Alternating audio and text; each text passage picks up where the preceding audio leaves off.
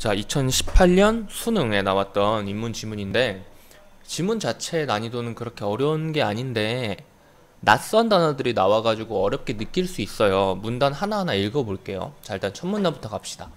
첫 문단 보면은 무슨 관계로 시작을 하죠. 두 명제가 모두 참인 것도 모두 거짓인 것도 가능하지 않은 관계를 무슨 관계라고 한다. 그러니까 하나가 참이면은 하나는 거짓, 성립할 수 없는 말이어야만 한다는 거예요.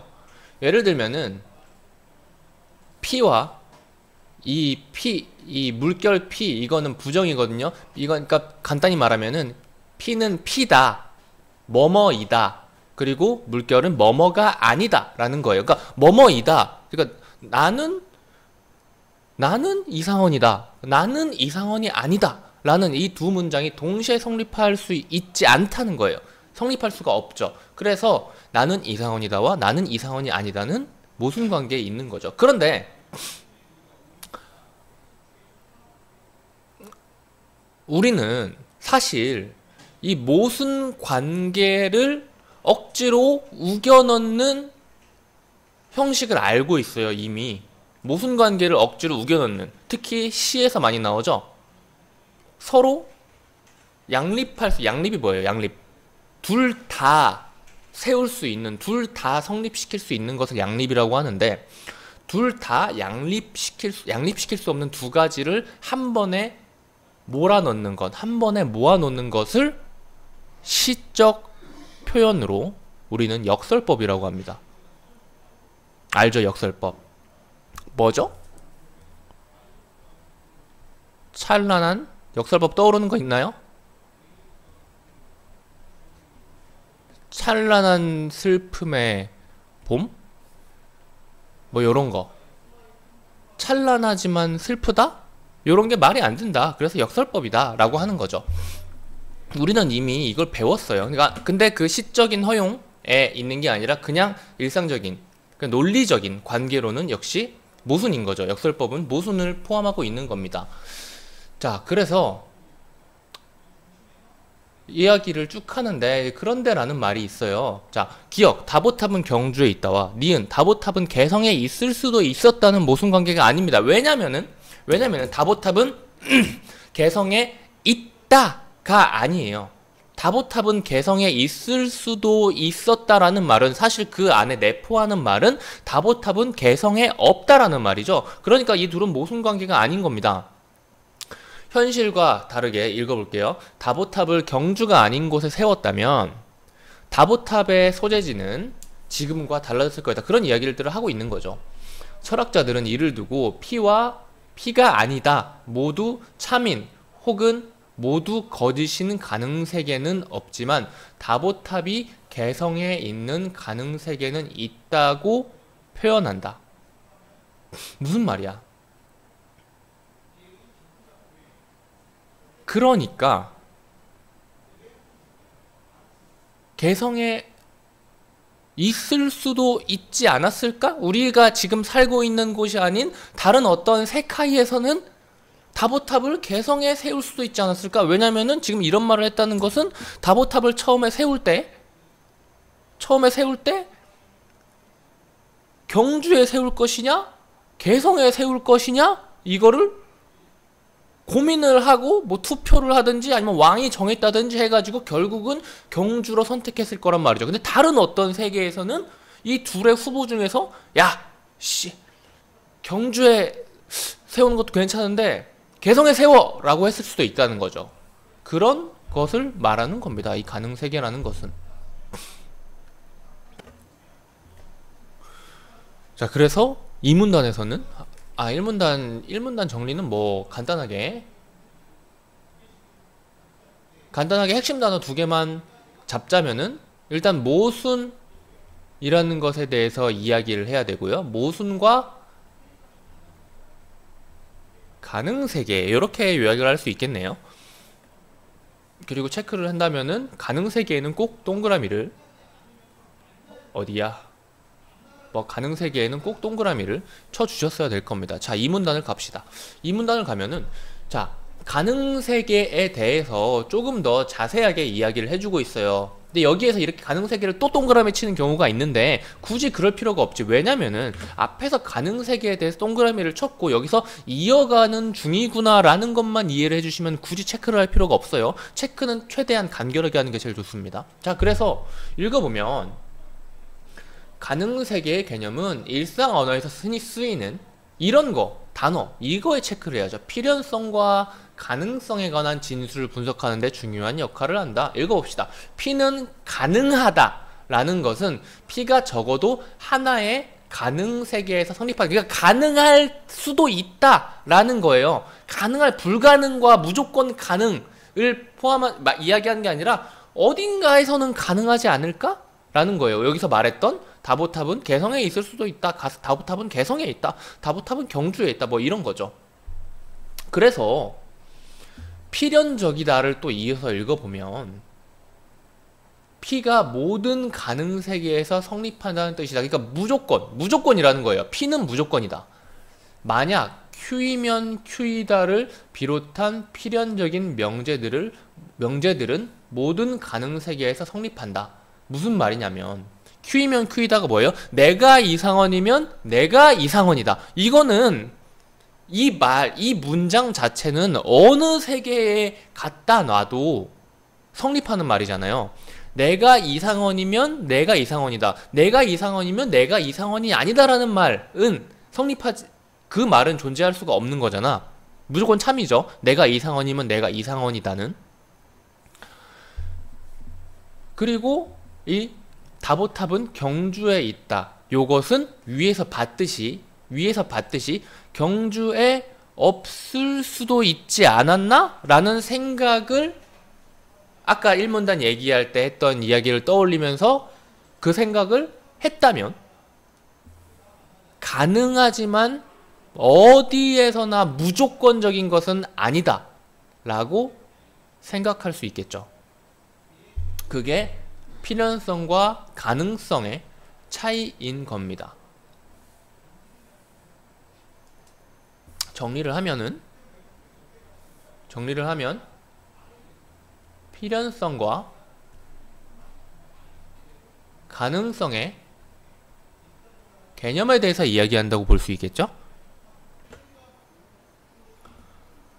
자, 요 3문단은 저도 읽으면서 한 부분을 어떻게 설명해야 될지 고민을 했는데 보면은 이 부분이 어려울 거예요. 이 부분이 어려울 건데 읽어봅시다. 일단 3문단. 가능세계를 통한 담론은 우리의 일상적인 몇몇 표현들을 보다 잘 이해하는 데 도움이 된다. 다음 상황을 생각해보자. 나는 기차를 놓쳤고 지각을 했는데 내가 놓친 기차는 제 시간에 도착을 했어요. 그러니까 그 기차를 탔다면 제 시간에 도착할 수 있지 않았을까라는 생각을 당연히 할 만하죠. 그래서 이 말을 한 겁니다. 만약 내가 8시 기차를 탔으면 나는 지각을 하지 않았어 라고 주장할 겁니다. 그런데 전통 논리학에서는 만약 A이면 B이다 라는 형식의 명제는 A가 거짓인 경우에는 B의 참 거짓에 상관없이 참이라고 규정한다. 이게 있잖아요. 사실 여러분들이 바로 직관적으로 이해할 수가 없는 말이에요. 저도 이걸 어떻게 설명해 줘야 될까 고민했는데 사실 이게 더 좋습니다. 사실 이게 더 좋아요. 그러니까 오래 길게 설명을 하면은 이해를 시켜줄 수는 있어요. 근데 사실 이게 더 좋아요. 이해가 안 가는 문장이 한두 개쯤 있을 수 있다라고 생각해 주시면 좋아요.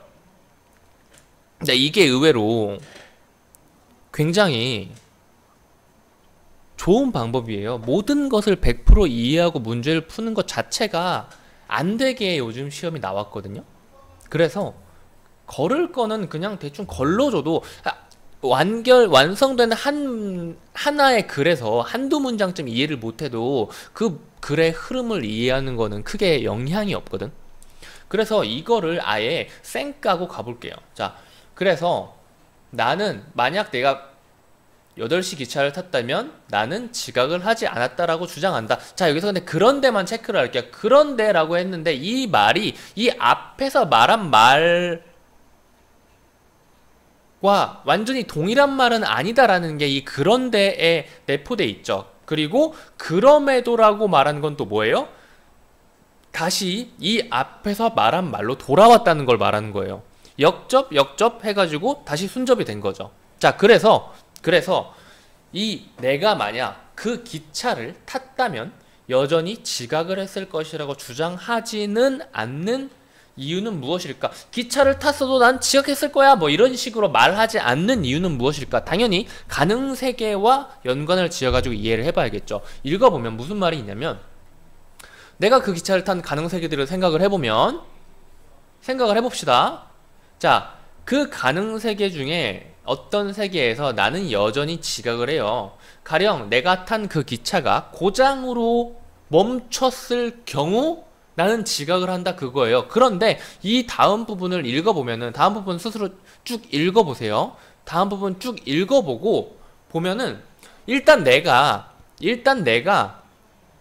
지금 내 현실 세계가 어땠어요? 앞에서 읽은 거에 바탕으로 그 내가 놓친 그 기차가 제 시간에 도착했단 말이야. 연착이 안 되고. 그러니까 다른 어떤 세카이에서도 이 기차는 연착 안 하고 지연 안 되고 고장 안 나고 제 시간에 도착할 가능성이 내가 지금 있는 나의 세카이와 유사성이 높다는 거예요.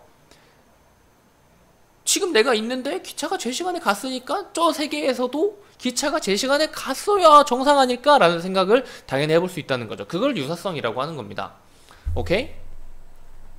그래서 일반적으로 A가 참인 가능세계들 중에 비교할 때 이 A가 참인이라는 말이 뭐냐면은 이 여기서 뭐 A면 B다라는 문장을 A면 B다가 만약 내가 8시 기차를 탔다면 이게 A고 나는 지각을 하지 않았다라는 것을 B라고는 알려주죠. 이것은 알 수가 있죠. 그러니까 만약 8시 기차를 나는 타지 않았지만 다른 세계에서 탄 경우에 그런 세계들이 많을 겁니다.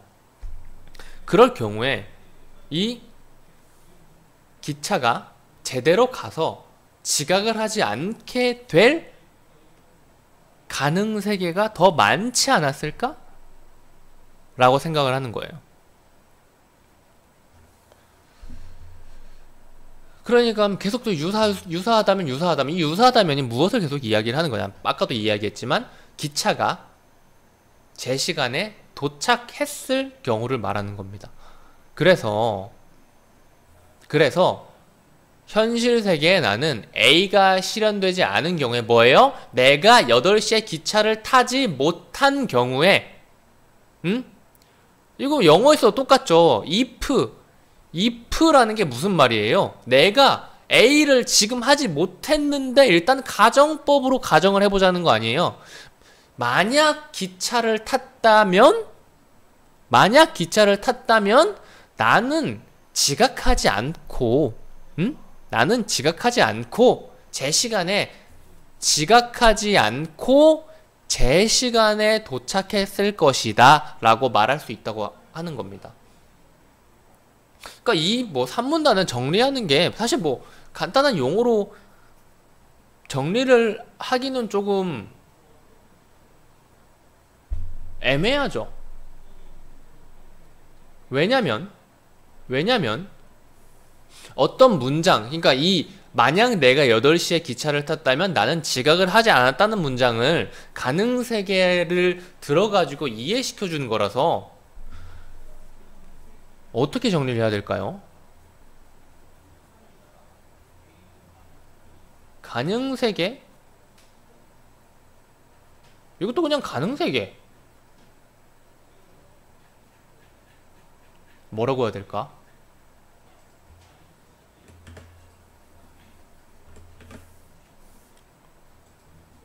유사성은 들어가야지. 유사성 입장에서 본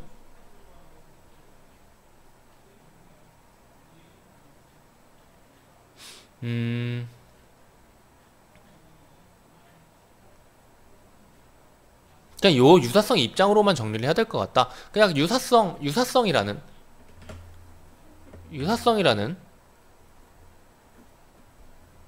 개념에 대해서 이야기를 했다라고 보시면 될 것 같아요. 그리고 다음 문단으로 넘어가게 됩니다. 자, 그래서 이 3문단에서는 가능세계는 4가지 성질을 갖는데요. 첫째는 뭐예요? 첫째는 일관성이다. 둘째는 포괄성이다. 셋째는 완결성이다. 그리고 넷째는 독립성이다.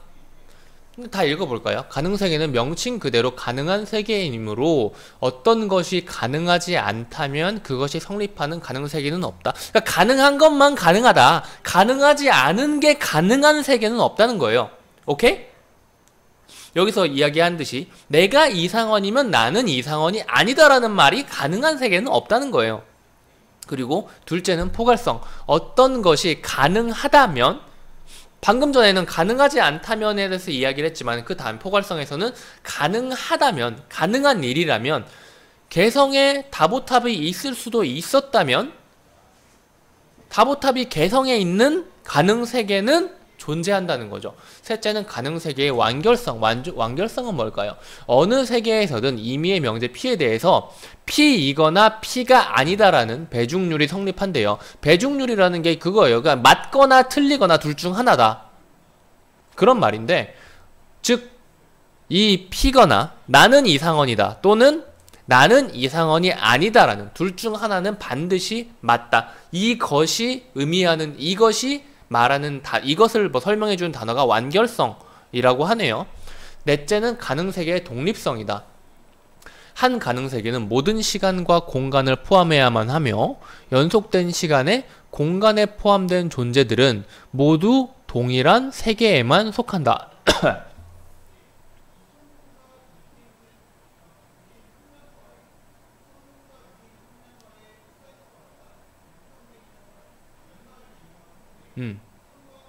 그러니까 그런 거예요.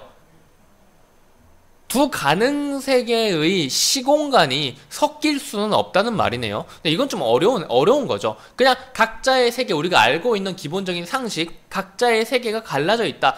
상식이라고 하기도 뭐한데, 이거는 오덕 문화를 접한 학생들만 이해할 수 있는 말이라, 이 세카이와 저 세카이가 이어져 있지 않다.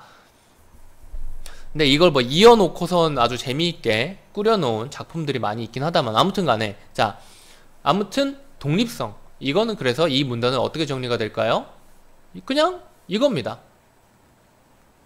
가능세계의